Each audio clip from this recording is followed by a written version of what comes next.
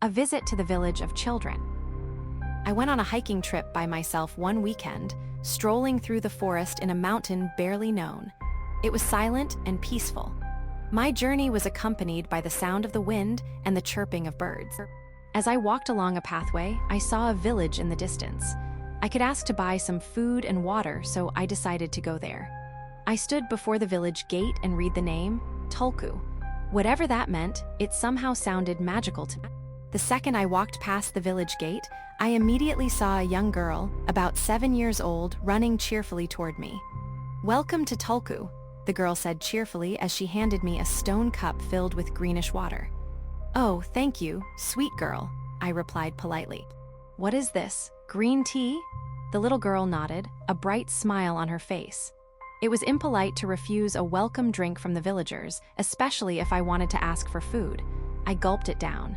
It tasted plain, exactly like how green tea should taste. But it didn't taste like tea. "Thank you," I said as I handed back the stone cup. I looked around and saw a bunch of children passing by.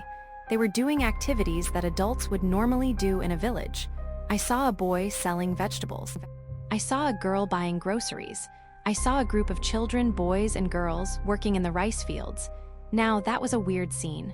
"Where are your parents?" I asked. "I'd like to ask for a favor." "No parents," she said quickly, before turning around and running back into her house. I casually strolled around the village, and all I saw were children, doing regular activities that adults usually did in a village. "Where are the adults?" I wondered. "Excuse me," I said to a young boy who happened to pass by me. "Where are the adults?" "We don't have anything like that here," he replied, calm and casual. "He means, except for the visitors," his friend corrected him. "What?" "There's no way this village is run by children," I said, half joking. They didn't respond. They just looked away and continued walking. Then, one of the boys looked back. "Did you just arrive?" "Yeah." "Well, if you still want to live, then don't walk out of the village." "Is that a threat?" I asked angrily. Never in my life had I received a death threat from a kid. The village felt weird and creepy, so I decided to just leave. As I was about to step out of the village gate, I heard someone scream behind me. "Hey, don't geo out." I turned around to see a man about my age running toward me in a hurry. Now there was an adult, but his attire looked like that of a hiker. Was he also a visitor like me?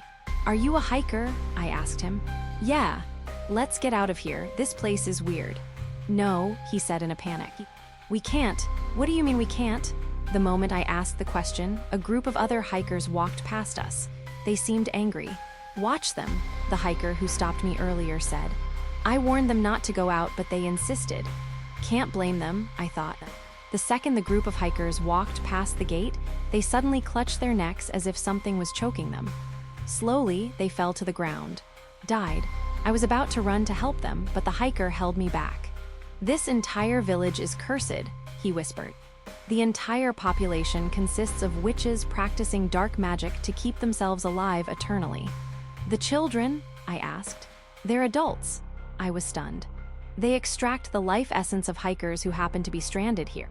Over a short period of time, months, will age, becoming wrinkled and old, while they stay young, appearing as children." "How do you even know this?" "I've been here for a week," the man said. "I lost my friends the same way they did." He pointed at the dying hikers by the gate. "I've been here for a week. I observed the other hikers who were stranded here before me turned old and died fast."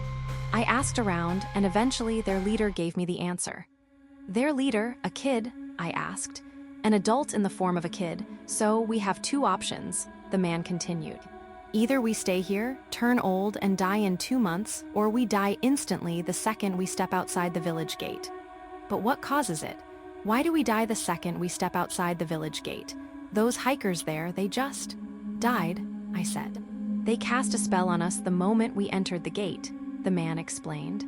"The spell gives them the ability to extract our life essence, while also cursing us to die if we try to leave."